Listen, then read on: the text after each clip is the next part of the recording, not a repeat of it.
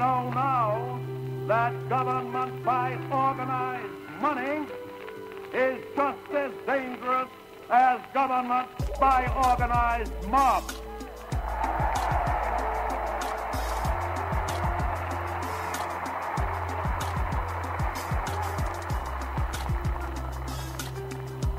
Never before in all our history have these forces been so united against one candidate as they stand today.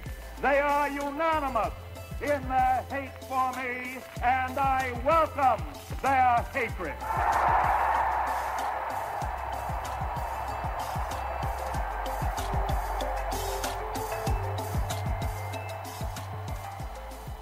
Welcome to this week's United Front Radio. Because of the economic depression, we have many people coming forward with reform ideas. But most of the proposed solutions in this pile have already failed historically. Some of these proposed reforms have failed many times and are now resurfacing as, quote, the new American paradigm for work, the shift change, or workplace democracy in the Mondragon factory model that is being sold as the next great American revolution by people like Garo Perovitz, Noam Chomsky, and Richard Wolff. This mess of already tried and already failed alternatives and their leaders are even mingling together, many of whom are being heavily funded by left or right-wing billionaire-created foundations, and on the way they're congratulating each other's dead ideas as the way forward. This is all a distraction from the main issue, that Wall Street has too much power. None of them are taking aim at Wall Street. From the political campaigns of Beppe Grillo in Italy to the After Party's platform in America, is this political failure by design or just ignorance? The purpose of United Front Radio is to present models that have historically worked and take action to implement them again today. To help us unravel this mess is somebody I know to be one of our audience's living heroes and the most accurate historian of our time, Dr. Webster Tarpley. Hello, Webster. Yes, thank you. Well, I suppose we ought to jump right in then. In order to understand why these various brand X or indeed enemy-inspired organizing methods are inadequate, they're going to fail. They are not adequate to lead humanity out of the present total social, economic, political, military crisis. The question is, what are we measuring that against? In other words, what might work? What would be a viable method of organizing people? And for this, I'm afraid the technical term is the world political working class for itself. In other words, the idea that persons of goodwill, first of all, but people who are either involved with tangible physical production or who politically support tangible physical production, modernization, progress, industry, modern agriculture, people who are interested in the possibilities of science, people who support rising standards of living, full employment, and so forth, they ought to be formed into, or form themselves, if at all possible, into a kind of a political and educational entity, which would be the class for itself. And the for itself means self-consciousness. It means self-consciousness, and since it's a class, that gets you to class consciousness, that people have to be aware of their real position in society, their life chances, the groups that oppress them, the potentialities that are being denied by the various forms of bankrupt leadership. And this is the goal. You can think of it as a philosophical school with a worldwide mass base, or a worldwide revolutionary combat party. It has that aspect too. And of course, in the historical framework that we're in, it would have to be a mobilization of these people as mass forces, political mass forces, to fight bankers, finance oligarchs, and this very, very thin layer of bankers and oligarchs who are the beneficiaries of this system. If you really do a sociological analysis of globalization, and I'm afraid the sociologists have really let us down on this, right? They don't do their work. You'd probably find that the real beneficiaries of this system, they may be in the millions, but they're certainly not more than a couple of million who really benefit from this system. And then on the other side, you've got, 7 billion or some odd that are oppressed by this, right? Denied human potential, denied the possibility of a future, upward mobility, and so forth. Now, the thing I hope is obvious from this is that this is not local. This cannot be done at the level of a neighborhood or a city or a state or a factory or even a certain industry, even across a large country. When you're talking about this stuff, it is absolutely axiomatic. You've got to be talking about big countries, not even little countries, right? You could organize the class for itself in Luxembourg, and this would get you nowhere, or Belgium, Switzerland, whatever it is, right? These places simply, they cannot influence human development in that way. And if you're some of these examples probably indicate, if you're anywhere in Europe, and this is part of my own background, anywhere in Europe, if you're not organizing European-wide, you're a loser. You're crazy. You're on a fool's errand. You look at the bankers, right? The fundamental form of bankers organization calls itself the Trilateral Commission. So that means North America, including Canada, Mexico, Japan, and other places in the Far East, and then all of Europe. So that's how they look at it, right? If that's the way they're organized, you've got to match that and indeed exceed it, right, by reaching places where they find it more difficult, right? The third world, developing countries. The basis of this is it has a history and it has an epistemological basis. It's based on class consciousness. When I say that, it doesn't mean this vulgar stuff about, the bosses are bad, although most of the time the bosses are bad, in our time anyway. The class consciousness is something that comes from Plato.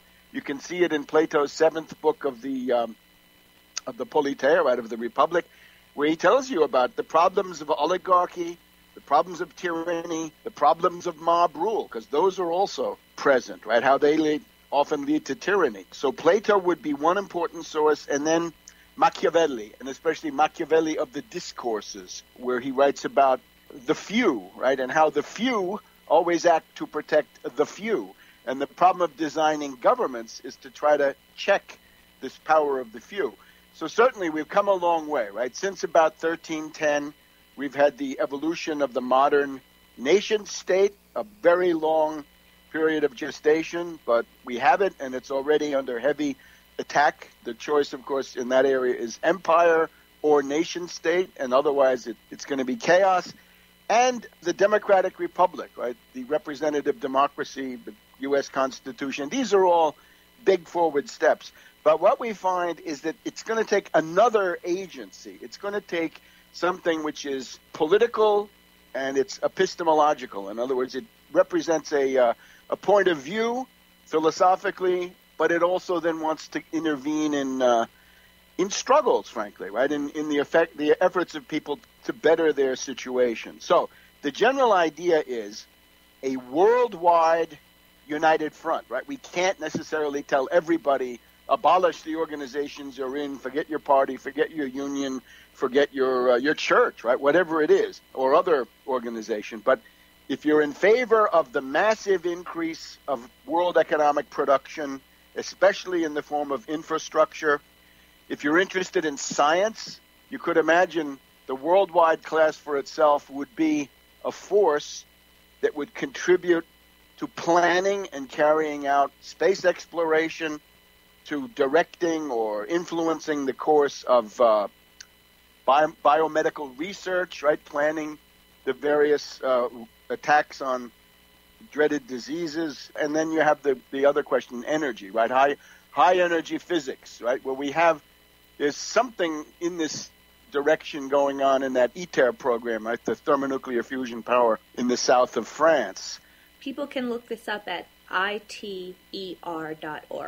You get the idea, right? These are the sorts of things that the worldwide class, political working class for itself, would be interested in promoting. In other words, human progress, an agency that would be adequate for human progress. But that also then comes down to a minimum wage for fast food workers, or stopping foreclosures, or guaranteeing that people can get either a free education or a 0% student loan, and a series of things like this, because all of those are concrete mediations. The alternative is what? The alternative to class consciousness is false consciousness. Among the most pernicious kinds of false consciousness are localism, particularism, local chauvinism, and indeed the small nation chauvinism. Right? I don't want to beat up on Luxembourg and Belgium again, but if you were a complete, Luxembourg fanatic, right? Well, then you've sort of got the rest of the world against you.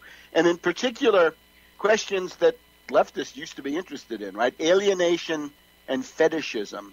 You look at the working class or working people as they are today empirically, right?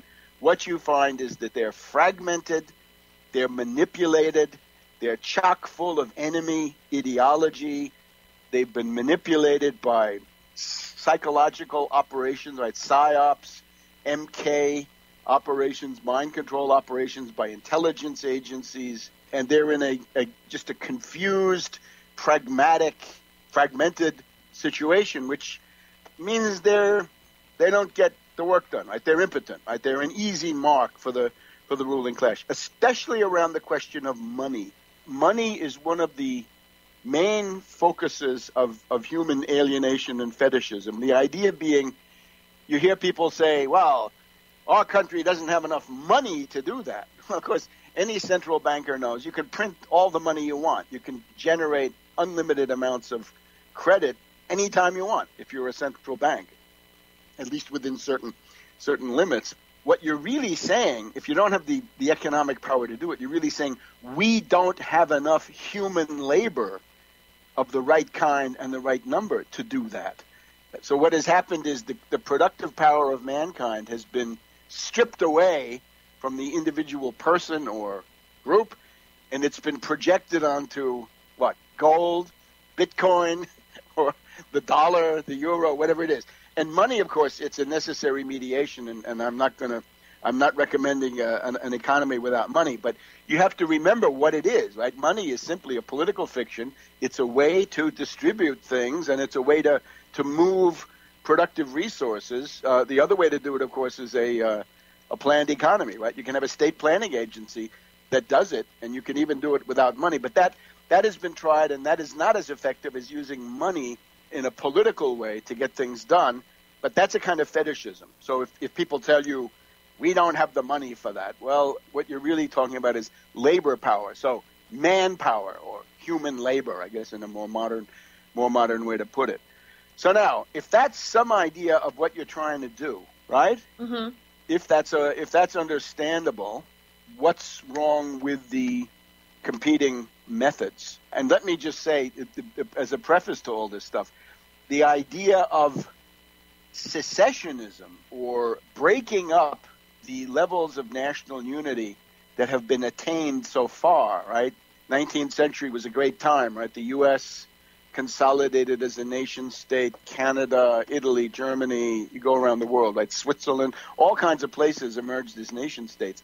The idea that you would break those up is an extremely reactionary and dangerous idea. And indeed, this is the main policy of the CIA, MI6, the other intelligence agencies, right? Because on the road to constituting the political working class for itself, who do you find opposing you? You find the bankers, of course, but you find their political operatives out in the open, right? Democratic and Republican political leaders, but you've also got these agencies that operate in a covert way. So we have the Scottish referendum, right? This is a very good example. What you have to understand is the smaller the unit, the more reactionary the unit is likely to be. And this is what these local control guys don't understand. What is being proposed in the Scottish referendum is not the independence of Scotland by any stretch of the imagination. What is being proposed is a form of local control. You can compare it to, let's just leave the comparisons aside because they might lead us away. But with the Scottish referendum, what you're going to get is a Bantustan. You may remember in the last decades of South Africa, right, the white minority government, in order to maintain itself, organized these self-governing enclaves or entities where black populations, like KwaZulu of the Zulus was a famous one, black population would be allowed to essentially police itself, while the big issues of national finance, national defense, foreign policy, all of that stayed with the government there in Pretoria. In the case of Scotland, what you're going to get is a Bantustan, in other words, a local control entity, an enclave, which will have the British Queen as the head of state. They will continue to use the British pound, controlled by the Bank of England. They will remain, according to what they've said, as parts of NATO, of the International Monetary Fund, and they will be subject to the European Commission and the entire body of Brussels law, right, which the Eurogarchs and Eurocrats have inflicted. So what you can see there, that's not independence. That's a fraud. It's simply a counterinsurgency. In other words, it's saying, we don't want you to fight the banks. We don't want you to go out and impose taxation and break the power of the City of London and the Royal Bank of Scotland and Lloyd's Bank and the rest of these things. So we're going to give you this, right? We're going to use this as a kind of a diversion. I would like to congratulate George Galloway of the Respect Party of Great Britain, who is Scottish, who made a very good statement about this, saying the principal determinant in human affairs is class. It is not nationality. Class trumps everything. Class trumps race, nationality. It doesn't matter. Class is fundamental, provided you understand it in the broad Plato-Machiavelli sense that I said before. The people who are supporting this fake referendum include our old nemesis, Noam Chomsky, right? The philodoxer of Cambridge, somehow always finding himself on the CIA side of everything, be it the Kennedy assassination, 9/11, and now the Scottish referendum. Noam is there to lead you precisely in the wrong direction.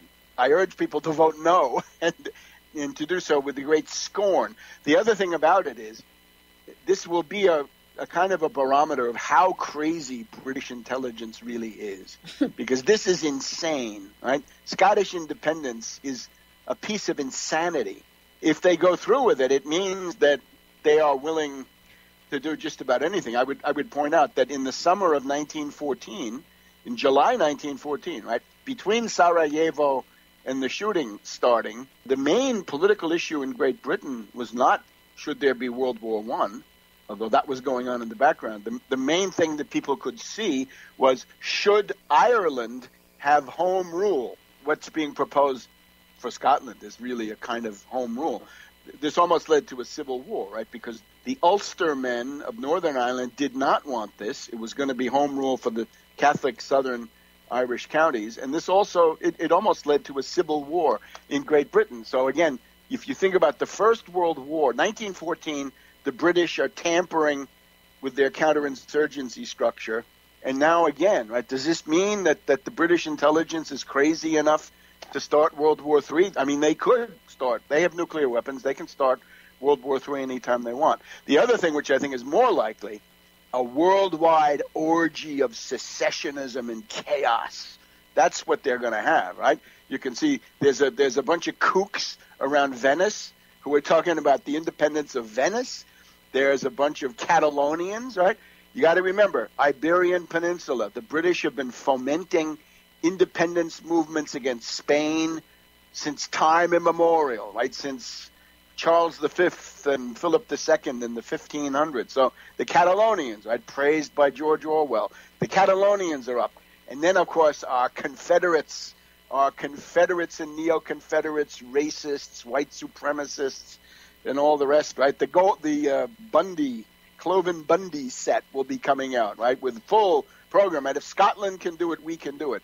And I'm afraid on this stuff, the Russians are useless, because the Russian propaganda, they think, unfortunately, this is one of the weaknesses of Russian thinking. The Russians are pushovers for analogies. And especially if it's an analogy of a foreign event with a Russian event, or more or less Russian event, they'll say now, Crimea seceded from Ukraine and joined Russia. Therefore, Russia has to defend secessionism wherever it comes up. Don't do it. It's a mistake. This is a terrible, terrible weakness. The Chinese, at this moment, the Chinese are better off, because the Chinese say no secessionism ever. No splitism. That's actually a better position. because the Chinese say we don't like secessionism because we're afraid it's going to happen in Tibet or in Xinjiang, right, in Chinese Turkestan or in Manchuria or God knows where, right? They don't like it. So good. Go with the Chinese on this one because the Russians are not going to, they're not going to get it right. That's, I think, essentially the Scottish referendum. And again, it shows how far gone the world is.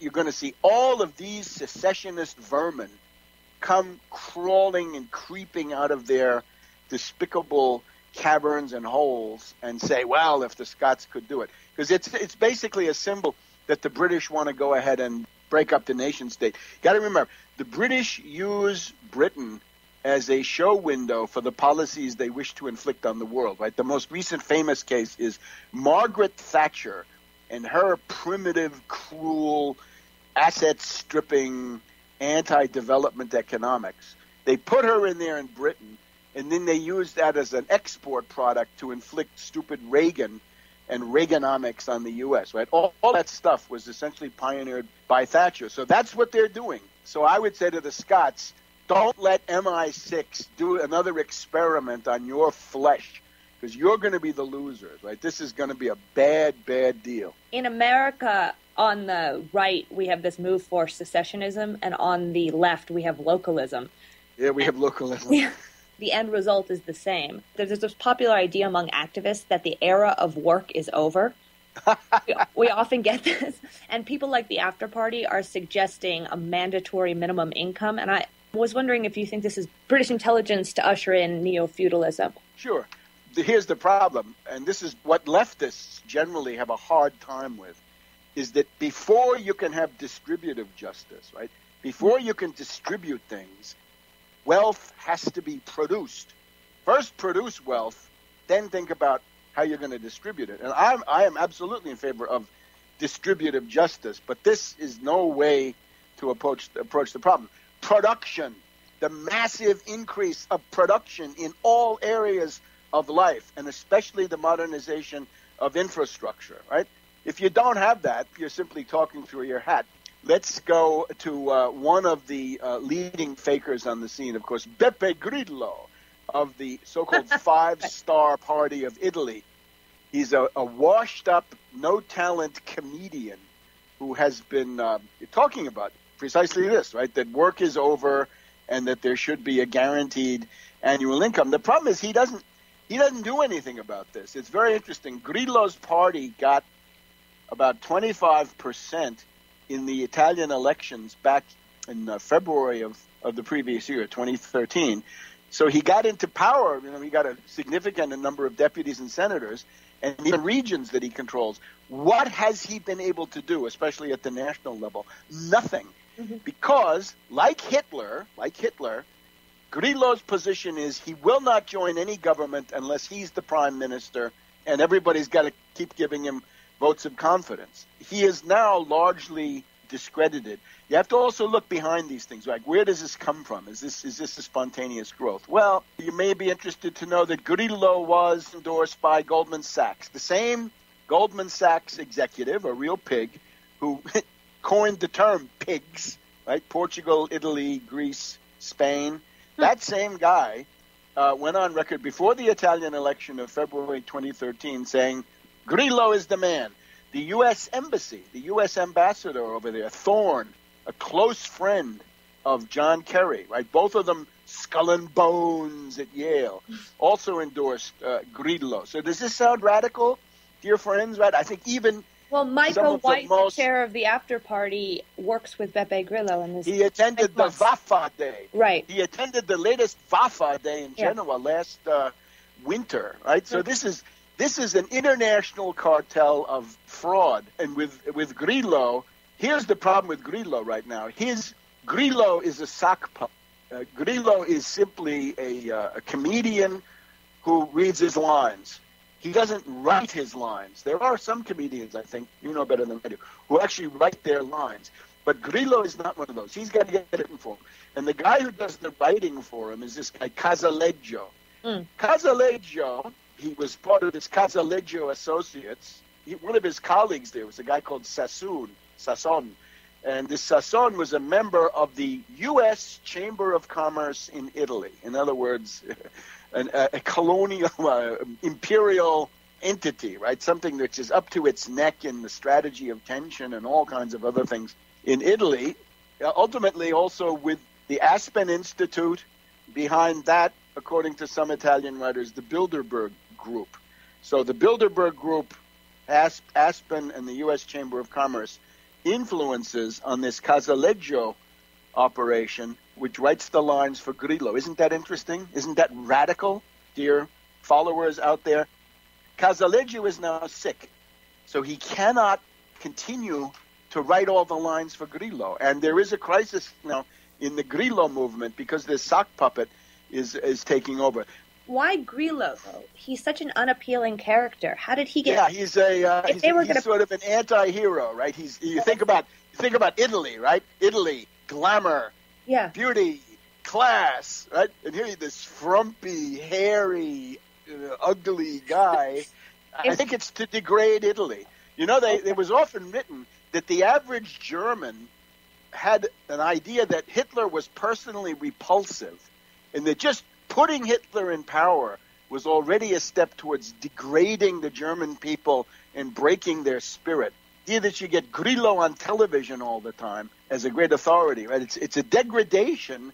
The Italian brand in the world, right? What are you going to sell? You got to, design, beauty, class, right? And then, the face of all that is going to be Grillo. Take a look at one of his... Yeah, if anybody doesn't know who he is, please Google him on Google Images. But he wears a baseball cap on stage to make his speeches next to other candidates in suits and ties, unshaven with a T-shirt with sauce on it. It's unbelievable. Yeah. It's very strange.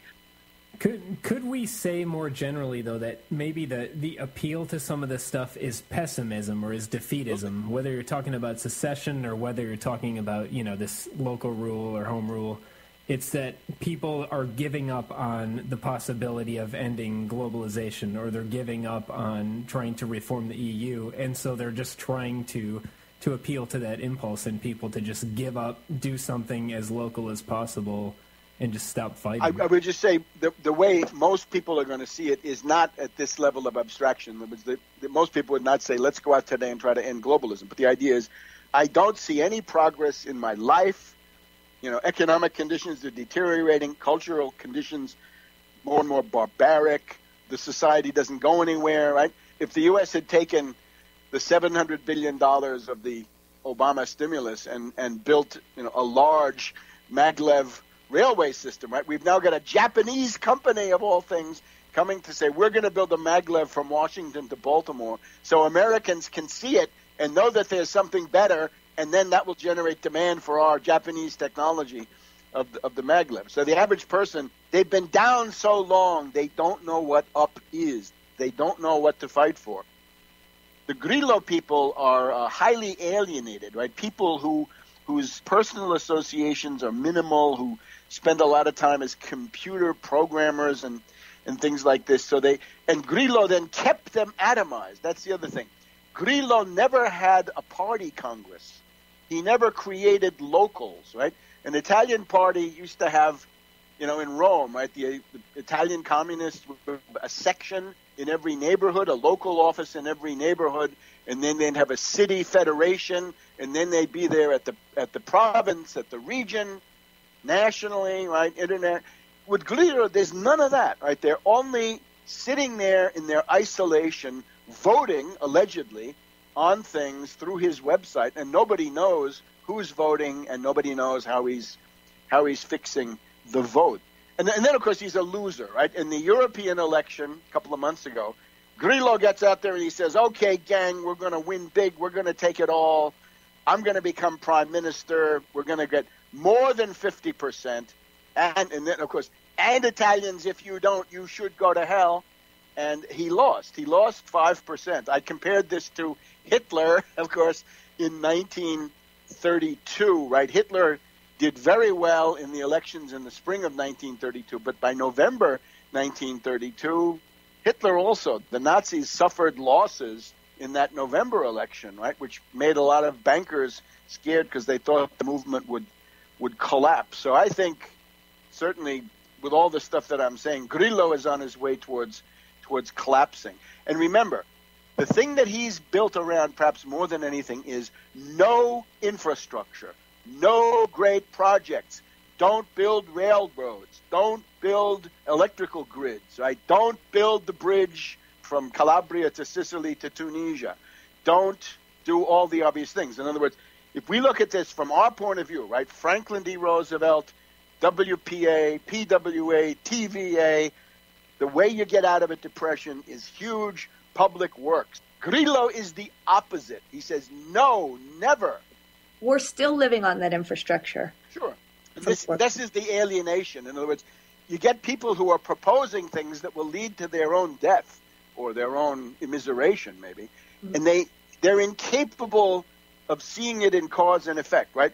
This is false consciousness, right? You could have adventures in false consciousness with Beppe Grillo, and let's dive into the slough of despond and alienation and fetishism with Grillo. The other thing about Grillo, like the fascists, it's all an attack on politicians.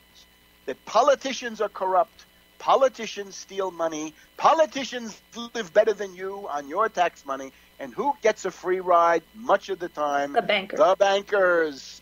The real enemy disappears from the Grillo narrative. In Italy in the late 1940s, there was something called the uomo qualunque of a comedian, Giannettini. Giannettini was a vulgar, banal comedian, just like Grillo, and his thing was the uomo qualunque, the man in the street, the average guy, right? That was one. And then we have in France, we have the famous movement of shopkeepers and little tradesmen, which is Poujadisme. Poujade of France is the other example. And then, again, you have to remember that of the Nazi voters, say in Germany in 1932, it's the immiserated middle class who provide a large, large number, because these are people who they have some kind of class pretension. They don't want to precipitate into the proletariat, right? They don't want to face the fact, well, I have no property, I might as well join a union or, do something about this. No, I have to be respectable. I got to hide the fact that I'm so poor, right? This kind of thing. Well, what's the difference between the trend for workplace democracy versus a strong union? Well, it's a counterinsurgency, right? Mm-hmm. Here, I'm afraid we have to mention a specific person, right? Richard Wolff. Yes. WOLFF, I think, taught at the University of Massachusetts, and he now appears at the Left Forum here as a kind of a pundit. Now, what he talks about is workers' self-management. The democratization of the workplace is another version of this. Traditionally, it's been called autogestion. Right? That's the French word, autogestion. The gestion means management, so self-gestion management, right? Mm-hmm. This has been tried. This is in particular, theoreticians push this who come from areas that are backward in their capitalist development. In other words, Spain. Right? Spain is a very small industrialization, right? Compared to Germany, northern France, England, right? Spain is way, way behind. So when you have workers who have been peasants recently, who were born as peasants, grew up as peasants, and come into the city, they don't like the hierarchy of the factory. They don't like being in a city when you get right down to it, right? There's always an explosive social potential when you get irritable peasants who have come into a big city. I saw this years ago in Turin, Italy. You'd get peasants from Sardinia coming to work in the Fiat plant, right? So here we are. Fiat Mirafiori, biggest factory in Europe, and a little peasant from Sardinia comes in there. He feels small. He doesn't like it. And this is when people turn to the snake oil salesman here, and this brings us back to Richard Wolff. So workers' self-management. I try to point out why this is a failure. I'm going to give you one of his examples. But in particular, I think he's not honest in the way that he presents it, because if you look at his website, and I hope you can confirm this because I did this the other day again, he never mentions that workers' self-management was applied in Yugoslavia between the 1940s and the breakup of Yugoslavia in the early 1990s. And I would argue that workers' self-management was a very important part of the breakup of the country in this way. Under Marshal Tito was, of course, a dictator, communist. They had this workers' self-management, the autogestion going on in an area which, of course, had been backward, right? Again, it's not the Ruhr, it's not Manchester, it's not northern France or anything like this. It's backward.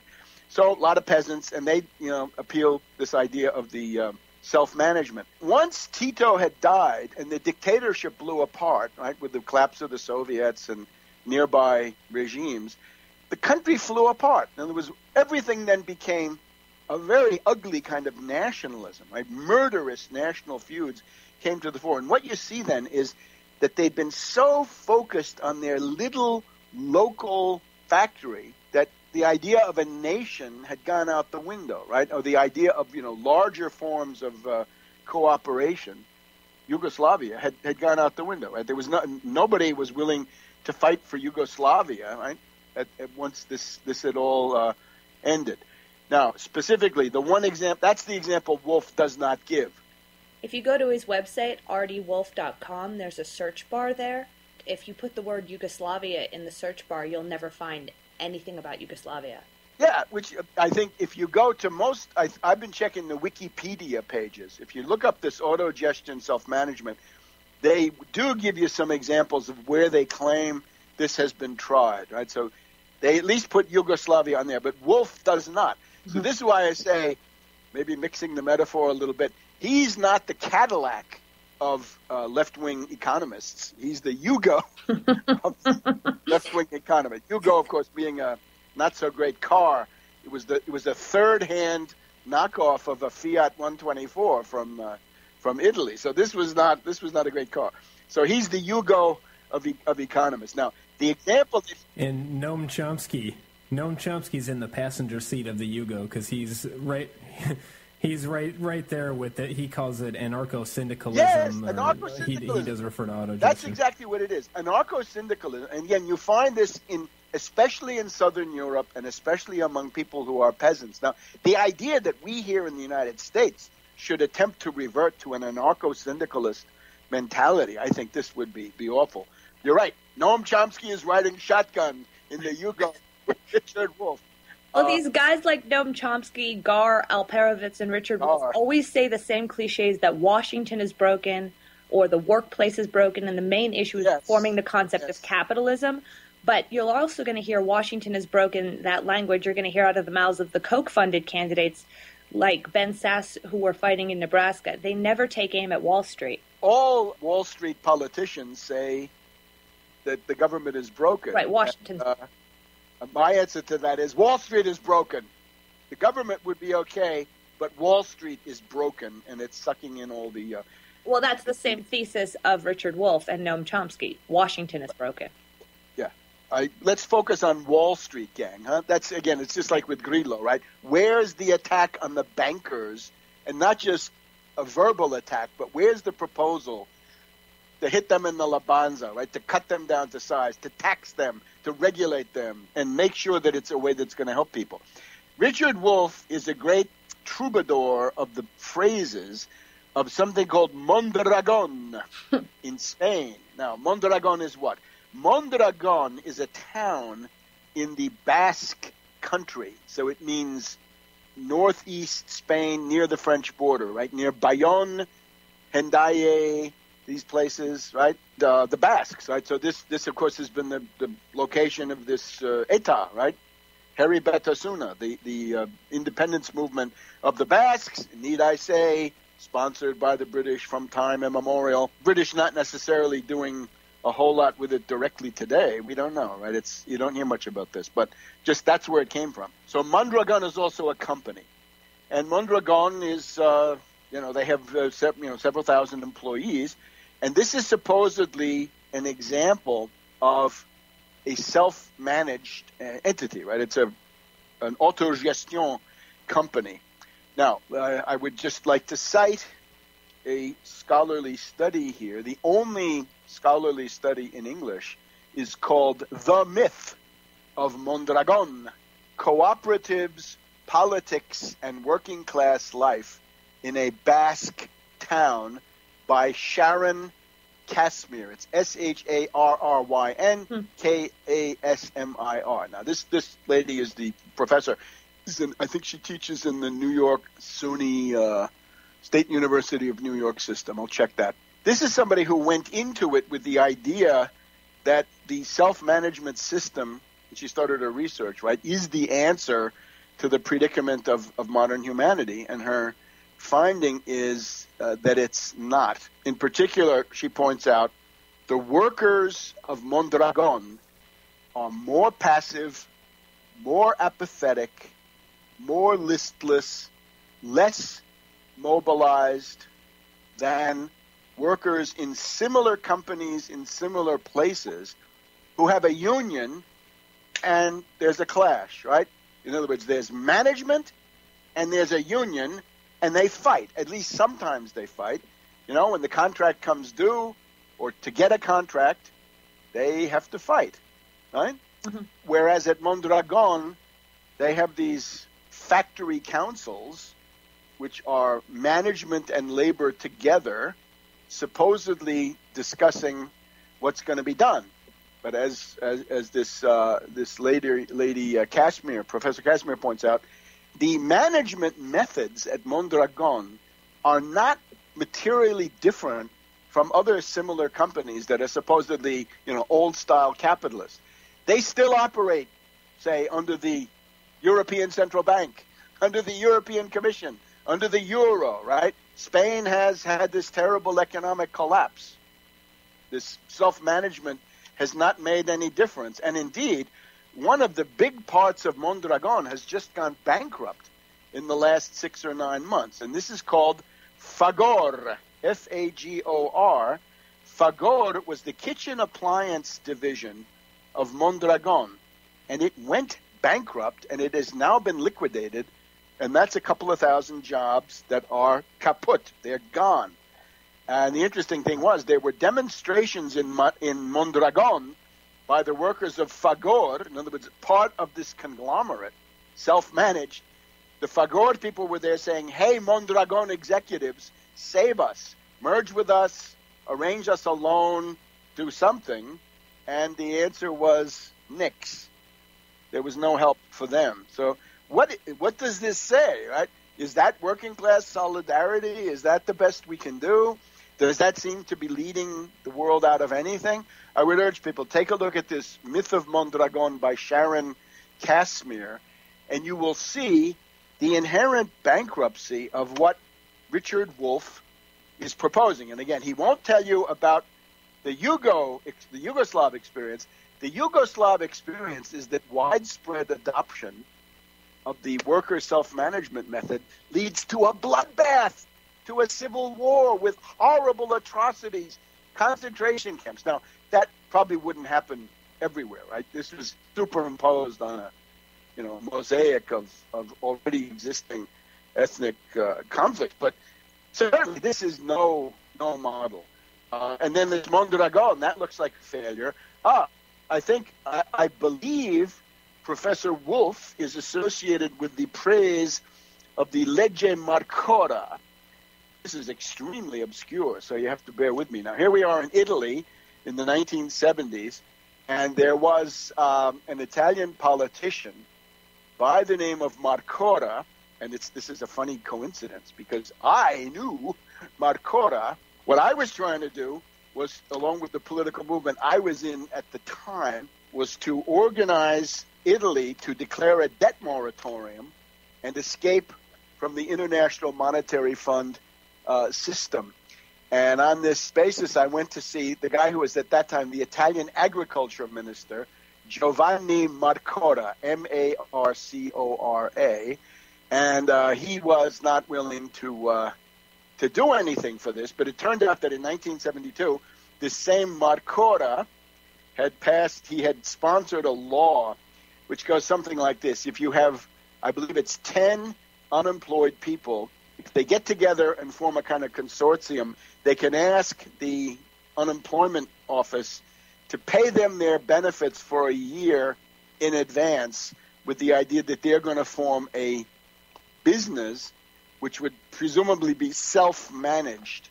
And I have been trying, since I saw this a couple of weeks ago, I've been trying to find out, has this had any effect? In other words, has this led to self-managed businesses? How many people have taken advantage of this, right? How many of them survived, right? Because, it's the hardest thing to do is to start a business, right? A lot of them fail. The main thing is that the decline of the Italian economy since then has been huge. In other words, if you just look at the last 10 years, Italy has declined relative to its previous levels as much or perhaps more than any other European economy, right? That's the despair.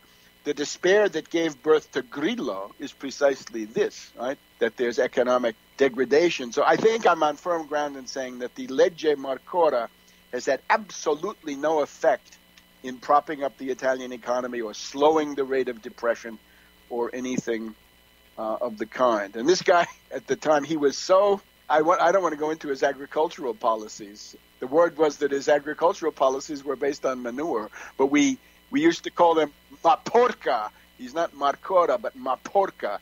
Unfortunately, he died some years ago. But this is not a good guy. This is not a good law. I don't see how you can come forward seriously with this stuff. So, again, suffice it to say, this local organization, this self-management, this is the opposite of class-wide, right? This creates local chauvinism of the most extreme kind, not that kind of nationwide, class-wide vision that you're going to need, and indeed a worldwide vision. And again, if you're in Europe, you can forget nation by nation. That's just gone. That was gone 50 years ago even, but it's even more gone now. And here in the U.S., you got, if you don't have some idea of Europe and some idea of Japan, at the very least, you're going to go nowhere. Webster, we did a show a while ago about the Situationist International, and I think they had some similar ideas to these other guys. Grillo is from that. Grillo is from Genoa. I tried to delve into this because I had known some people in Genoa in the 1970s that seemed to be close to Grillo, but he's a product of that general milieu. Adbusters and Occupy came out of the Situationist International. The Situationist International in France used to call their happenings or occupations. It was a direct mimic of the Situationist International, which was all this anti-middle class stuff and had no real program. It was just destruction and anarchy. A bunch of washed-up, no-talent poetasters and fakers, right? The two that you need to know. Raoul Van Agem was one, and then Guy Debord. One of these two just died a couple of years ago. It's tinged with a kind of pornographic view of life, but it's obsessed with advertising and communication. And it imagines that by operating solely in the realm of a kind of cultural criticism within the cliches of... what can we say, oligarchical, ruling class, banker-dominated ideology, right, or advertising, discourse, as they say, right? They say discourse.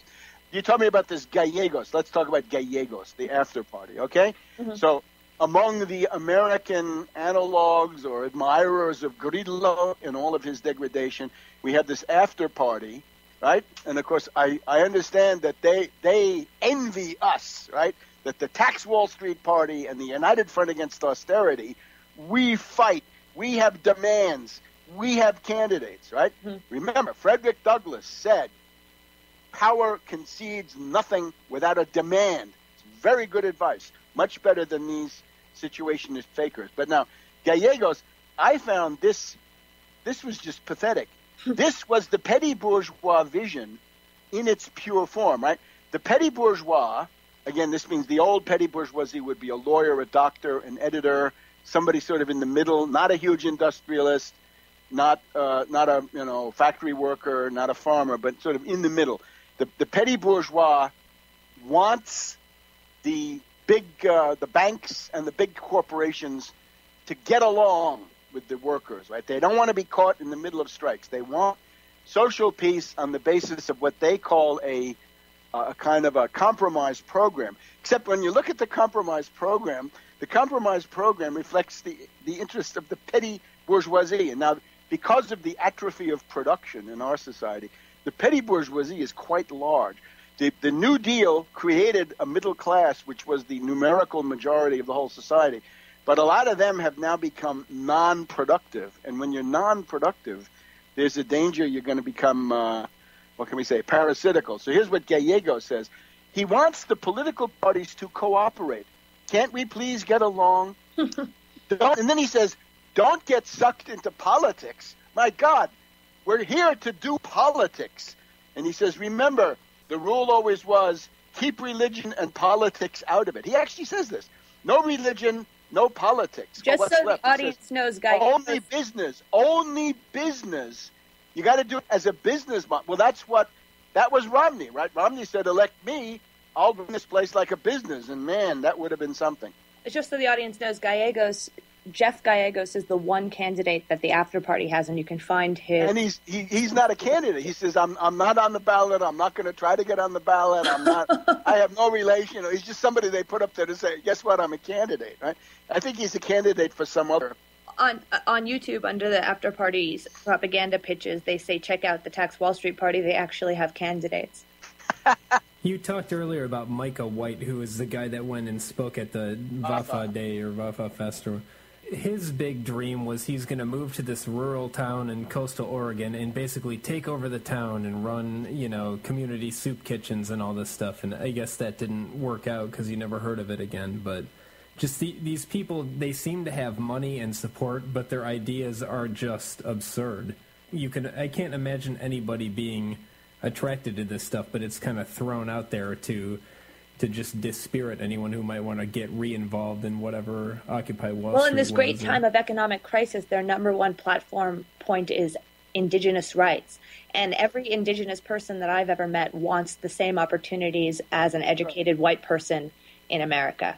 A standard of living. Yes. So their kids can grow up and take their place in the workforce in the 21st century. Mm-hmm. And that's pretty elementary. Right? What are you going to want? Are you going to live in a tent? That won't do. Living in a tent, it's not possible, because living in a tent means your kids are going to have a cultural level appropriate to a tent, and they're going to be unemployable. So there we go, right? Nice to do it for a couple of weeks in the summer if you can. This cannot be the thing. The analog to this anarcho-syndicalist, local control, autogestion, Hugo, Richard Wolff, Mondragon, Fagor, the form in which people in the United States may know this is Saul Alinsky, right? So here we have this. I would say it's fair to say Hillary Clinton studied it, but had the sense to say, this is not my cup of tea because it doesn't work. That's the big thing about Saul Alinsky. Of course, Obama, he is a product of this, right, for the various foundations that he worked for as a community. Now, what is this stuff? You have to remember, Saul Alinsky is a reactionary. Saul Alinsky is what? He hates unions. He hates Roosevelt. So he wants to organize poor people in neighborhoods to have these micro struggles against who? Not against the big corporations usually, but against the mayor, the city council, elected officials. Right? So it's the same old trash. And he did this in Chicago, right? Rules for Radicals.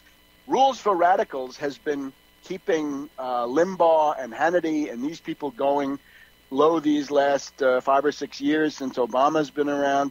And it's a fraud. And the big fraud with Alinsky is, he's, of course, no longer with us, but when have you ever won anything? What demands have you won?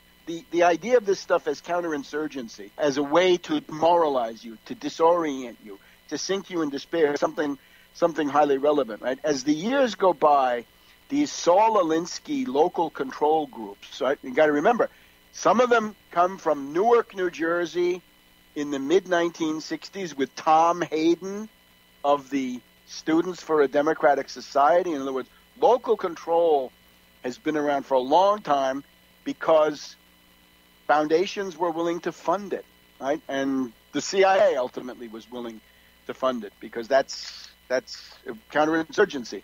But Webster, nothing ever happens. You never win any demands. So eventually what happens, you get old, you die. If you make any money, you go to the suburbs, you drop out. So it means that all of those people are on the path to ride off into the sunset and never be heard from again. So don't do it. Don't join it. Webster, we're out of time. Thank you so much for joining us and helping us sort out the confusion. And maybe we can continue this. You've been listening to United. Vote no. If you're in Scotland and you hear this, vote no. And don't vote for Grillo. Grillo is a has-been. He's actually a never was. You've been listening to United Front Radio at ucy.tv/UFR. Have a blessed evening. Thank you, Webster.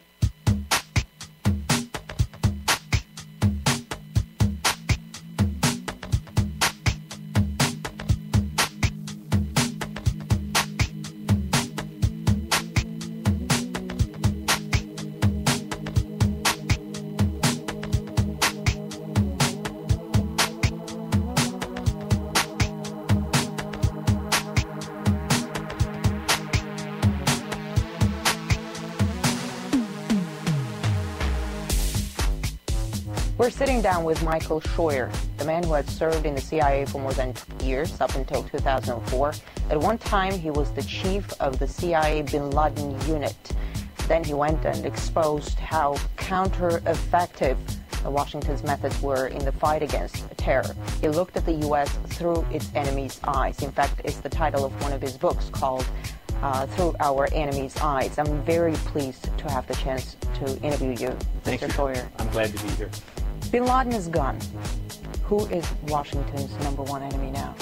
Washington's enemy is an enemy that doesn't exist. We're fighting an Islamic enemy that Washington believes is out to kill us because we have elections, because we're free, because we have women in the workplace. It's an enemy that doesn't exist. It didn't exist when bin Laden was alive. It doesn't exist now. America is being attacked because of its foreign policy in the Muslim world, because of its support for Israel, because of its support for the Saudi police state, because of its presence on the Arab Peninsula. And until we accept that, until Americans can say to each other, whether you support aid to Israel or not, our relationship with Israel is causing this war, we are not going to be able to defeat this enemy. And Israel itself as a country is not the problem. The real problem is the leaders of the Jewish American community in the United States who influence and corrupt our Congress to support Israel when we have no interest there. You imply that the Israeli lobby is dragging the United States into the wars, into the conflict? They're absolutely dragging us in.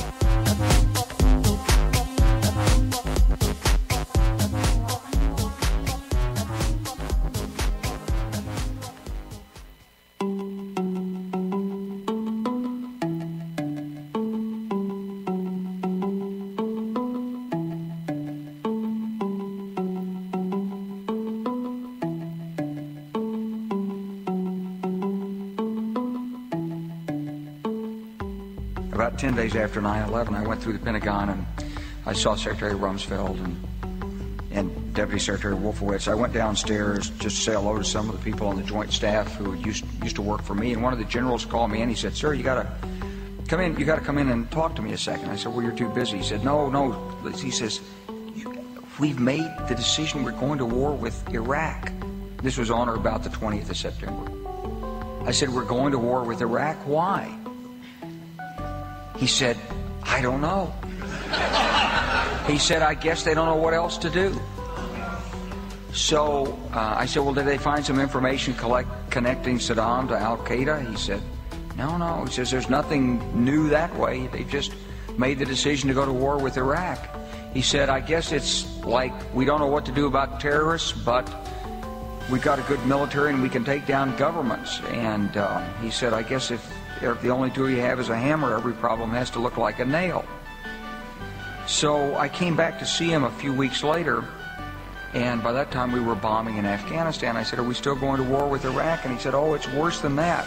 He said, he reached over on his desk and picked up a piece of paper. He said, I just got this down from upstairs, meaning the Secretary of Defense's office today, and he said, "This is a memo that describes how we're going to take out 7 countries in 5 years, starting with Iraq and then Syria,